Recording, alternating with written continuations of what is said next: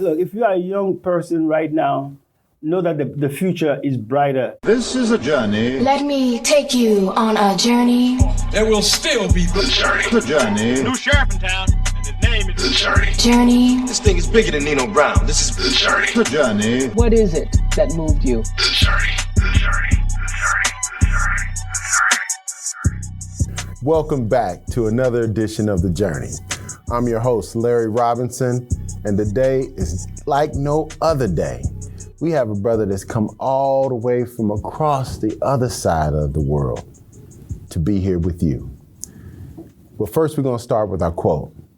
The most extraordinary journey is one you take to find yourself. That's Mehmet Murat Ildan, who was a writer. And I believe that quote beyond a shadow of a doubt. Because today, as I said, we have somebody from the other side of the world who resides right here in Memphis. 2 six-figure businesses, a true entrepreneur, straight out of Ghana, Africa, 30 plus years in the United States, visionary, entrepreneur, father, husband, another devout believer in Christ. And also the creator of this saying, if you ain't getting, you ain't giving. Welcome, Mr. AJ Akoto. Thank you, sir. How are you? Good seeing you, man. Good seeing you as always, brother. Good. So first we got to start out the rapid fire section. So I may cut you off if you get a little long-winded, but what I want to know is, tell us about those early years in Ghana. Man, growing up in Ghana, man, I went to high school in Ghana, and from there I decided to come to the United States. And I was motivated coming to the United States because we used to watch what was called you guys call the black exploitation movies. Yeah. Black Gun, Yeah. Coffee, Yeah. 3 the Hard Way. So you say, I got to go see it. Yeah, so we used to watch those movies, and they said, man, I got to go, man. I got to go. All right. So well, listen. that's how the dream started. You got to go quick. So, who outside of your parents were the biggest influence on AJ? A young AJ. Yeah, my only brother and older brother. Why? Yeah, because he came to the States first, and he excelled, and based on that, I decided, hey, look, I got to do better myself because the only two boys in the family. Okay. Yeah. How many siblings? 6 sisters. 6 sisters and 2 boys? Yes. All right, so 8 of you guys. Oh, wow. Okay. Yeah. All right, we're going to unpack that a little bit. Yeah. What decision did you make as a young person that ended up having a lifelong impact, unbeknownst to you then when you made that decision? The decision of being able to visualize. Okay. Because those days, I knew I wanted to come to America. When I decided I wanted to come to America, I just have to picture it out. Okay. So I told my friends, I had this map of the United States on my wall. Mm-hmm. And every time I look at it, I say, hey, look, man, it's got to happen. It's going to happen. So that visualization, that made an impact, knowing that whatever I want in life, I need to have a dream. I need to visualize it and so that I can see it in my mind. And and work hard on it, and it will happen. Now, could you speak English when you came to America, or how challenging was the language barriers? It wasn't that challenging because back in Ghana, the educational system is basically all English. Okay. Yeah, so that was not any problem for me adjusting. Okay. Just some terminologies will be different. Okay. Yeah. How different are you from the dreams of your childhood? You know, every kid has dreams. Mine was to play in the NBA, to be a big entrepreneur. What were your dreams as a childhood, and how different are you from those dreams? Personally, I think I achieved all my dreams. Because really? I wanted to be an engineer because when I was a kid, I was spoiling everything that my daddy bought. I broke it down to see how it works. Oh, really? Yeah. You know, all my toys. So how many butt whoopings did you get? A lot. A lot. All right. You know, so basically I know that I wanted to be an engineer. Okay. Okay. So I wanted, okay. Well, let's break it down too. I wanted to be an engineer. Initially, I wanted to become a civil engineer, Okay. so that I can go back home and help in the constructions and development of my country. Right. But when I got to the States, I realized that when you finish, you just don't finish college and leave. You got to work here and get some work experience. Absolutely. But the jobs in the civil engineering sector, I mean, wasn't that hard. So Right. I just decided to go into mechanical engineering. Okay. So I switched to mechanical engineering and graduated in 4 years. Fantastic. Yeah. Wow. When did you know you were going to be okay, AJ? When did you know that, okay, I can do this, I can make it? I always knew I can make it. I mean, Okay. One thing about me, if I put my mind onto something, if I put my mind onto something and I write it down, and I work on it, I know I can achieve it. So, You seem like a person that wrote your goals down. Oh yes. Okay, so how important has that been to your development? Oh, it's very, very important to have your goals written, because once you write it down, you see them. If you don't write your goals down, you'll be distracted. The next thing comes, something else comes, you think that's more important, then you get distracted. But when you have your goals down and you look at it, even if something else comes around, you'll be able to prioritize. It will still be goals, but you'll still be able to prioritize and decide which one has more priority, and you work on it. Okay. Yeah. Okay. So you found your wife, was that during school, during working? When did the family piece come into play? Oh no, that was at church. Okay. Yeah, I was I've always been interested in business development. So I was in the business ministry at my church, and basically in that committee, that's where we met, in the business ministry. Okay. Yeah, that's how we met. Yeah. How did you get to MIT? What about MIT attracted you as a young Ghanaian?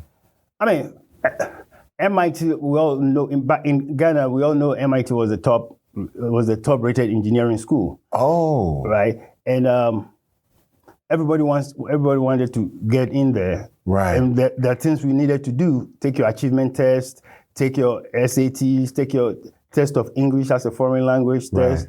Yeah. So we just had to study. We just had to study hard for it. But one thing that is so different is our curriculum back in Ghana is different from what is taught in SAT and achievement test. So I had to study for the local test and then study on my own for the American SAT and achievement test. Oh, wow. So it was, so it's like you're juggling two things at the same time. And of course, I know MIT was one of the hottest schools in terms of engineering, and they give scholarships to foreign students. So that motivated me. Last question of this segment. When did you know that you were a black man? Hold on for a second. Hold on. Think about it. Listen, we're going to come right back with Mr. AJ Akoto.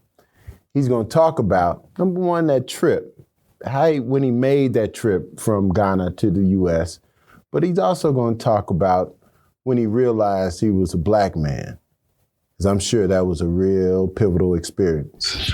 Next on The Journey, I'm your host, Larry Robinson. We'll be back after this.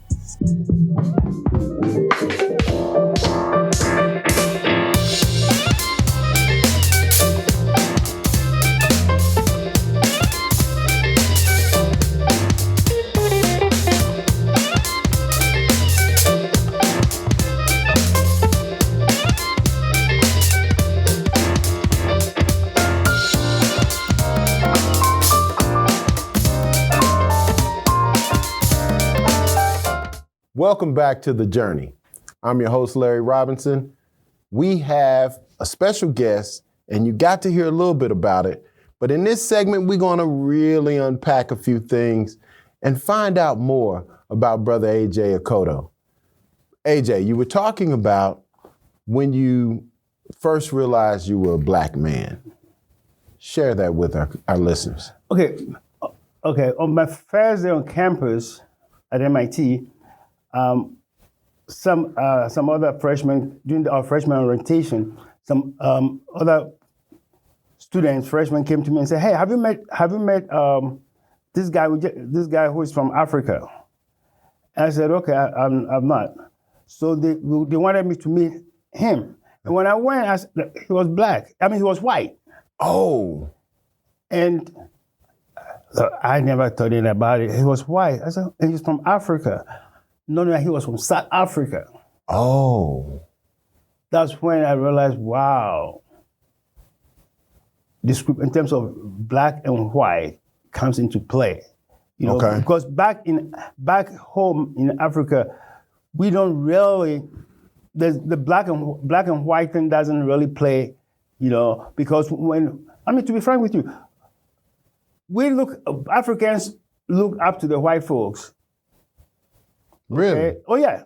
Same as in the United States. They look up to the white folks because, like, they will give preference to a white man going. There's a cab comes right now, and there's a black guy and a white guy. Look, the driver will let the white guy comes in before the black guy. So basically, we didn't know anything about discrimination because we didn't feel like we were discriminating against them. We just like, hey, you know, I hate to use the word master. Right. Yeah, that kind of, you know. So basically, that's when I realized that there's this racial, because back home there's nothing like racial discrimination between black and white. We consider them as just masters.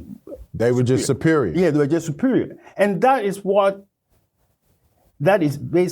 implanted. And I always tell my African American friends, you know what? You tell the African Americans have the impression that Africans are ignorant, or no, they are not ignorant. They are very proud. Mm-hmm. And I tell it's not. You just don't know what the story is. The stories they show us Black Gun, Free the Hard Way, Coffee, all the Jim Brown movies. Right. Showing you guys African Americans drinking liquor, smoking weed, and all that stuff, planting in our minds that our brothers over across the ocean are lazy. They got all the opportunities. They aren't doing nothing with all these opportunities that they have. So we have the impression that, oh man, if I come to America, I can take advantage of all these opportunities. Oh, okay. Wow. And what do they do to you guys? They show you all the Tarzan movies. Yeah. Telling you that your brothers across the ocean, Right. they live in huts, they jump from tree to tree and that kind of stuff. Right. It's a game being played on all of us. On all of us. So you think the Africans are proud of you guys, and they also saying, hey, you guys are lazy, you guys have all these opportunities, but they don't know the story. Right. Right. They don't know they don't teach us the story about how African Americans built the White House. Right. They don't tell you that. They don't tell us that America was built on the backs of slaves in America. Wow. Okay? They don't tell us that. And they also don't tell you the achievements of Africans in civilization. So you also think, oh man, they're just people jumping from trees to trees. Yeah. Wow, because that's what we saw. And that's what you saw. But we saw the great Tarzan, you know, taming all the blacks, all the black Africans. He could corral them. He's like the Pied Piper for black Africans, you know? Right. Wow. That's the game. So let me ask you this. When did you, once you got to the U.S., or at what point did you realize that the superiority complex that you had was really a myth? I mean, okay.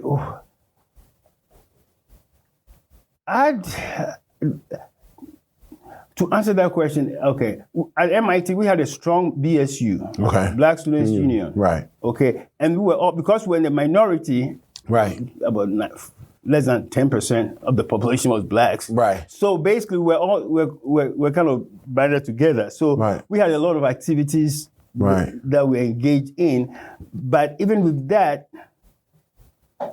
you could tell that there was that discrimination, right? Because the blacks at MIT were the so-called bourgeois blacks, right? So they do not want to mingle with the blacks from Boston University or Northeastern, because they felt they were more superior, right?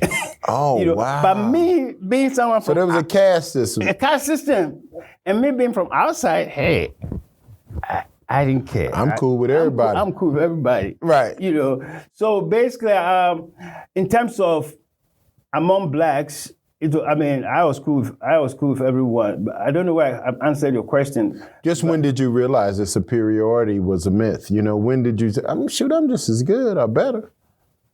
Oh no, good or better. That was not a problem because I read a lot. Okay. I read a lot, so Okay. I know about the achievements of African Americans. Okay. I know a lot of stuff that we know. Right.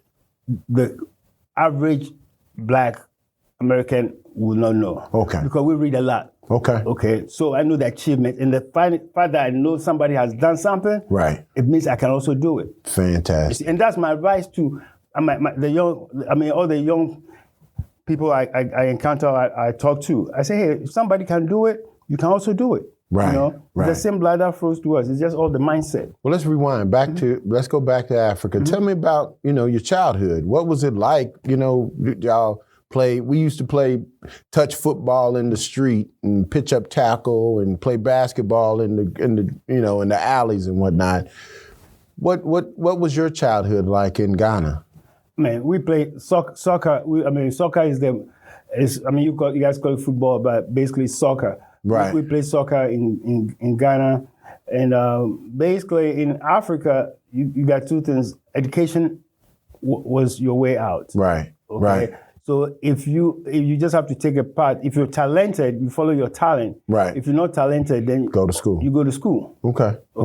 So and the school system was basically based on the British school system, right? You all take a national. Okay, that's another thing. You all take a national exam. Okay, like going from junior high to high school, you all take a national exam. Okay.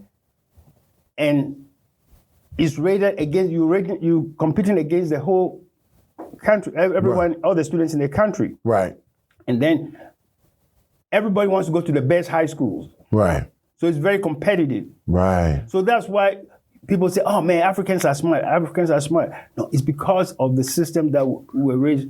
Sort of competitive education. Yeah, very competitive. You're not only competing on your school, based on your school, you're competing against the whole country. Wow. Okay. So even to go to university, when I was growing up, there were only 3 universities in the country, population of about 1 million or so people. Right. So now, only a few people can enter that university, and all of you are going to take a national exam. Okay. So the best cream will rise to the top. Yes. Oh, wow. Yeah, Okay. so basically it's a very competitive environment. And that spirit brought us to a place like MIT where they bring in all the best from all over the world into this one school. And then you could be making, let's say, you could score 80% or 90% in your high school and you be an A student. And you come to a place like MIT and you score 90 and you got a B or a C. And there are people who have never scored a C in their life, but because it's just, the scale is just way up now. Right. So it's very competitive. So that gives you that competitive. So tell me about one of the fond memories during your high school year. High school years. What do you remember where you just was like, man, that was cool. I had a good time there. High school. I could. High school. Before high school, when we had Soul to Soul, and Wilson Pickett, Tina Turner, and all those people came to play in Ghana. Yeah, that's one thing I could remember because now you see all the people. The music group Soul to Soul. Yeah, Soul to Soul. Oh because man! All the people you saw in the on movies. Moving, don't stop. Oh. All the people you saw in the movies. Right. And now Wilson Pickett because all you do is hear of them, but now they're all playing. Wow. Yeah, and it was one of the best times that, hey. Okay, now tell me about a not so fond memory in Ghana. And not so fun. Yeah. Okay. Ghana went through a lot of military coups on the political side. Wow. Yeah, so basically. So you heard the gunshots and bombs blowing up and all that? Not bombs, but just the gunshots. Yeah. Oh, wow.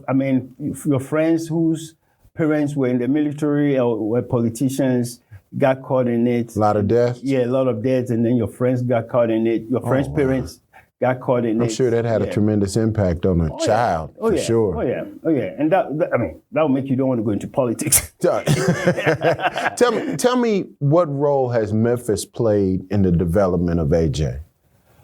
Oh, Memphis has been great to me because I got recruited right from college to help develop the source system. Can I mention the Yeah. I mean, I got recruited by Federal Express to help as an engineer to help develop the sort systems, the super hub. That's when they were building the super hub. Right.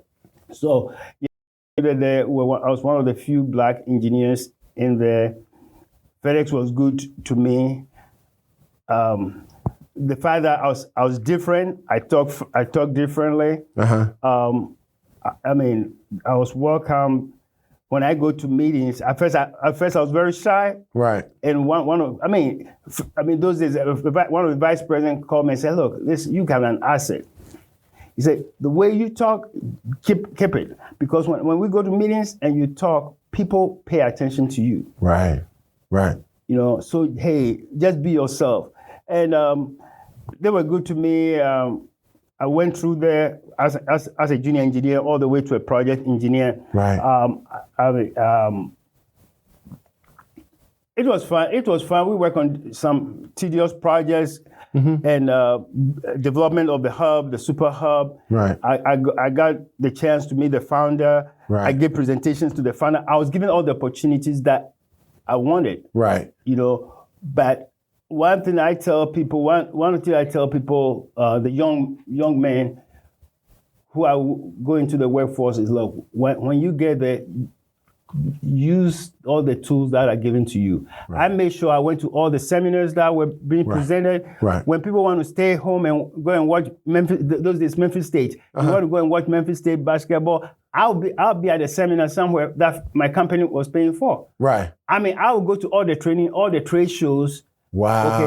I mean, because I want to get all the as much information as I can get. Right. Okay. So FedEx played a big role in my stay in Memphis. My church, my connection with the church. I had some friends. I met some friends at FedEx. Right. At my job, and who connected me with different churches. And I finally joined Mississippi Boulevard Christian Church, where I've been since then.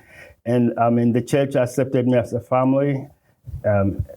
So wait a minute. The church was the place that you found the wife, and you guys have built a beautiful family. Talk about your wife and family. Okay. I was married. Two beautiful girls. One studying graphic design, and one studying music business, and a son who went to University of Tennessee, Knoxville, and now married and stays in Knoxville. We grew up. It was different because there was a difference in terms of the way I grew up. You know, if Africans are straighter, you know, than American parents. You know, American parents are very, they negotiate. I call them Bill Cosby. So I tell them, I'm not going to raise my children like Bill Cosby after watching Bill Cosby's show, because I ain't got Bill Cosby's money. Okay, you know, we're gonna do it the way we were brought up. Hey, the hard way, gotta be hard on them. Right. You know, and like I got my daughters go to college on scholarships just because I was dedicated making sure that on weekends we go to the library and we work on the board, all the math problems, prepare for their SATs. Right. And we have to do it. And the school, I just had to work with them. Now you left corporate America. You left corporate America. How, did you leave before you had kids or after? After I left kids. Now, how did that impact the family when you decided to become an entrepreneur full time? Okay. The deal was when I was in corporate, I had a side gig. Okay, that was during the .com era. Right. Okay. And God being good, nothing happy by chance. Right. God being so good, I was assigned the engineer assigned to all the .com companies during the .com boom. Right. So I got to visit all the major .com e-commerce businesses from all the major ones. So I see how they were being operated. And So FedEx set you up. exactly. So FedEx set me up in terms of the knowledge. Right. Okay. So with that knowledge, when they came up with a buyout, I said, look, I can do the same thing. Okay. You know. So I just used that knowledge, and I was confident that I could make it because, I mean, I was helping. I mean, all these companies who were shipping with FedEx, and I said, wait a minute, I can do the same thing. So with that, I just made the transition was just smooth. All right. So I'm gonna ask you this: thinking back to that young guy that was in Ghana, what would you say to him if you could talk to him then? You talk to the young AJ. What would you say to him? You've come a long way. I would say, hey, you've come a long way. You're gonna I guess you're gonna go a long way. Yeah, you're gonna go a long way, and it's not over. We're always dreaming and have a bigger visions, bigger goals, things we want to do. I mean, in life, lives that we want to change, lives that we want to transform. Right. Okay, hey. Always give back, you know. I have men who right now see me and say, hey, AJ, if you had not taught me algebra or you didn't teach me something, I was having issues with my math, and you taught me the best way to go about it. And now they are working on their PhD in statistics at a church. A boy, Darrell White, he saw me and said, AJ, if you hadn't taught me that algebra and passed my algebra, I would not be where I am today. And he's working on his PhD. I said, wow. You know, so you never know who you're going to touch. You know, so if I have to give any young person an advice, if I'm looking at myself back, say, hey, look, just keep giving back. You bring up a good point, because I want you to talk right in that camera right there. And I want you to talk to some of the young people that might be listening to this interview. Look, if you are a young person right now, know that the future is brighter than you ever think. No matter what you're going through now, the future is brighter. There are more things that you can. There are more tools available for you right now to achieve your dreams, to achieve your goals than we had. Okay, when I started my business, there was no internet. We had to buy postcards. I remember those days. We have to buy envelopes and stamps and leak them. All my children will always remind me, Daddy, I remember those days I used to leak all those stamps, okay, and put them in envelopes, take them to the post office. Now we don't even have to buy stamps or envelopes or make postcards. We just use it. We just send everything via email. The opportunities they are there for you. So basically, what I'll tell you is, whatever your goal is, write it down, figure out how you're going to reach it, put down the steps, and just work it. And just believe in God that you can do it. Because he said he will do exceedingly above all that you can ask or imagine. So just take it and run. Just have your goal, write it down, and work it. Okay? The future is too bright for you. Fantastic. Listen. I'm Larry Robinson. This is The Journey on the KUDZUKIAN Network, and we want to thank Mr. AJ Akoto for spending a little time and sharing his journey. Thank you, AJ, thank you. And remember, if you're not getting, you ain't giving. I'm Larry Robinson. The Journey. Take care. Thank you to our partner, the Grand Boulé of Sigma Pi Phi Fraternity, Delta Chapter. To hear more incredible stories like this, be sure to download the KUDZUKIAN app from the App Store or Google Play, or check out the Journey Memphis podcast on all your major podcast providers. Also, check us out on the KUDZUKIAN Network.